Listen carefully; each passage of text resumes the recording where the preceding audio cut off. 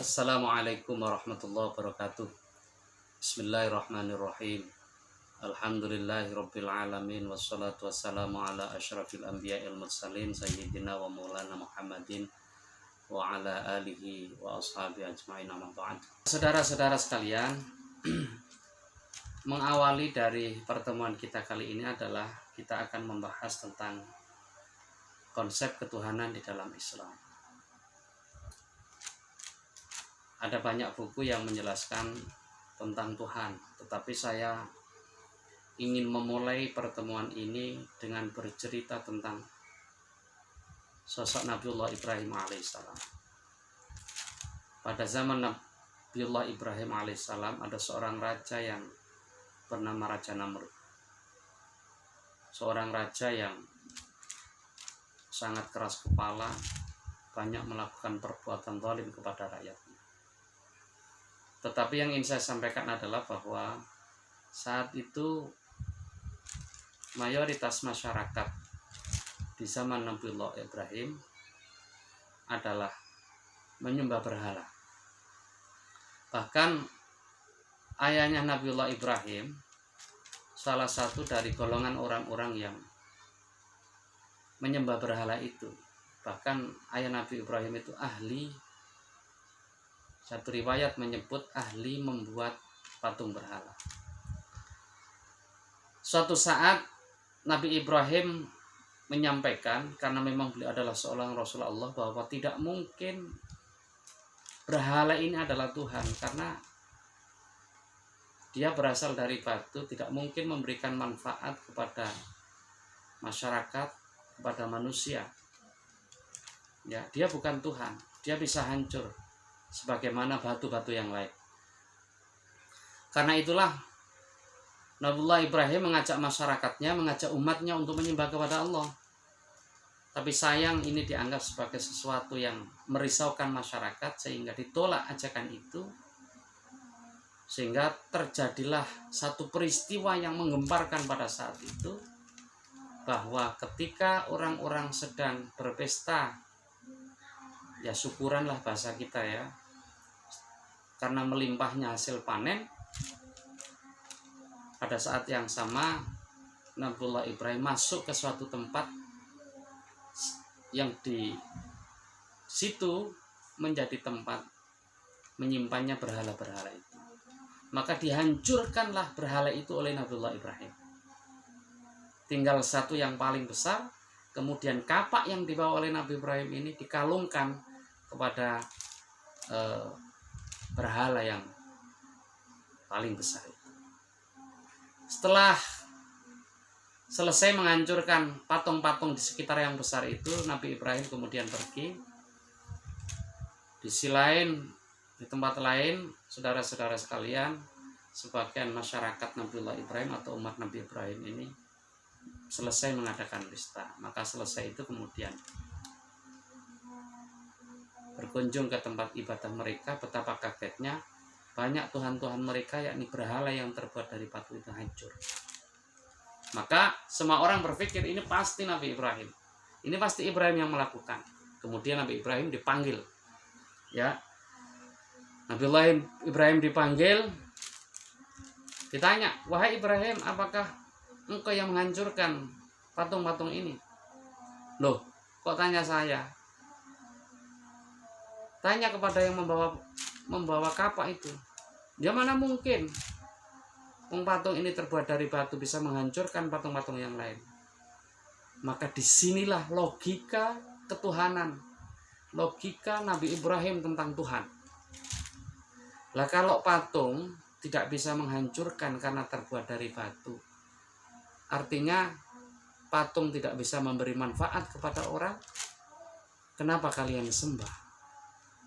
Disitulah beberapa orang kemudian beriman kepada Nabiullah Ibrahim, yakni iman kepada Allah Subhanahu wa Ta'ala. Saudara-saudara sekalian, inilah konsep ketuhanan di dalam Islam, bahwa hanya Allah lah yang menciptakan alam ini, hanya Allah lah yang patut disembah, dan hanya Allah lah tempat kita menuju.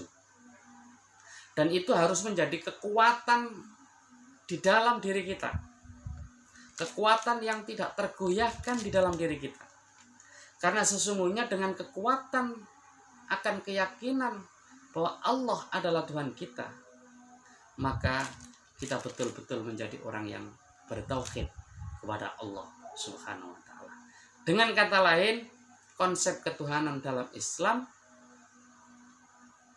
sama dengan ketauhidan itu sendiri.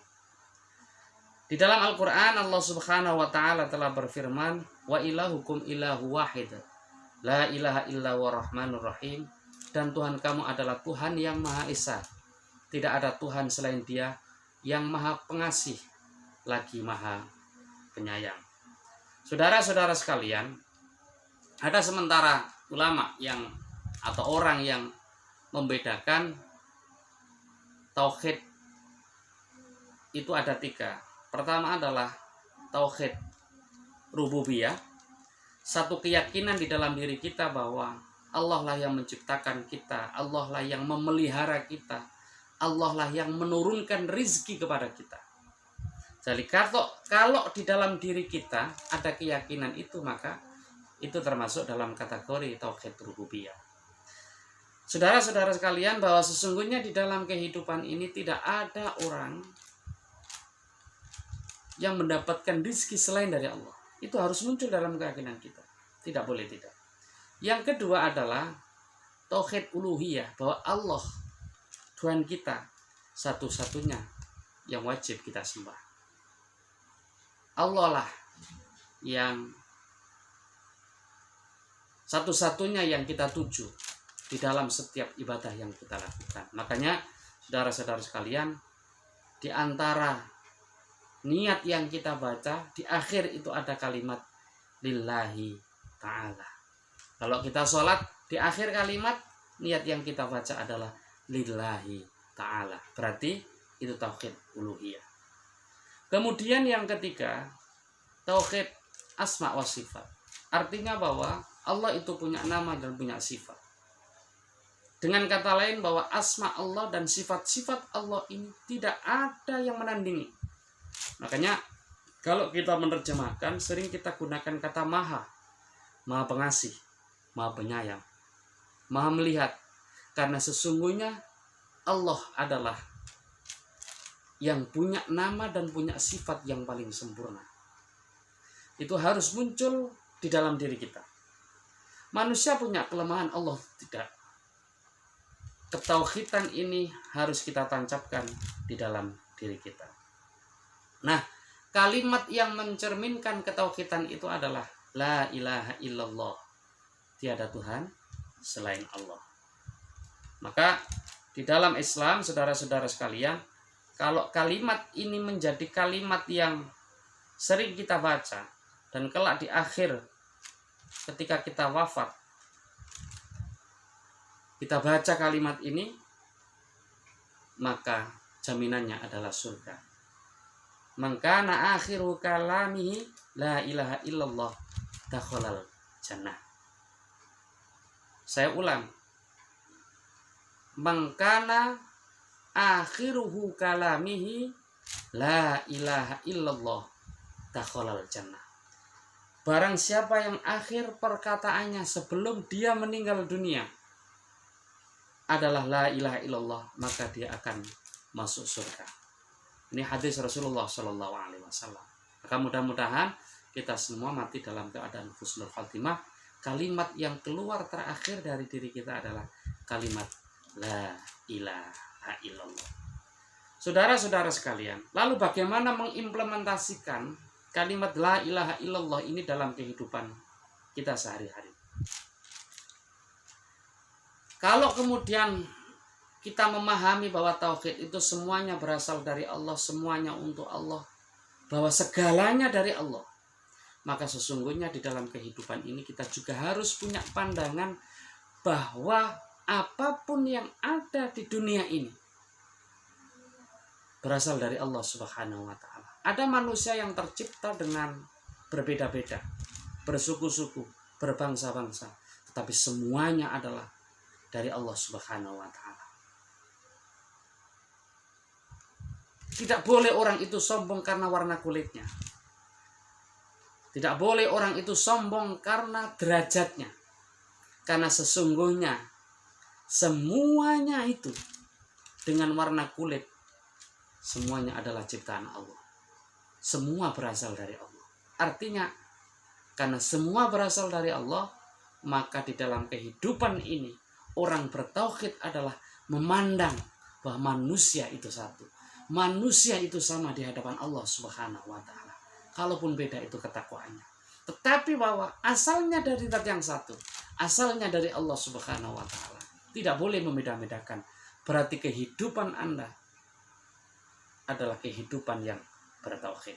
Kalau itu tidak terjadi, maka Anda telah mencederai kalimat tauhid itu sendiri. Mudah-mudahan ini memberikan manfaat bagi kita semua, sehingga kita menjadi orang-orang yang benar di dalam bertuhan, benar di dalam bertauhid. Terima kasih. Mari kita akhiri dengan bacaan hamdalah, alhamdulillahirabbil alamin. Wassalamualaikum warahmatullahi wabarakatuh.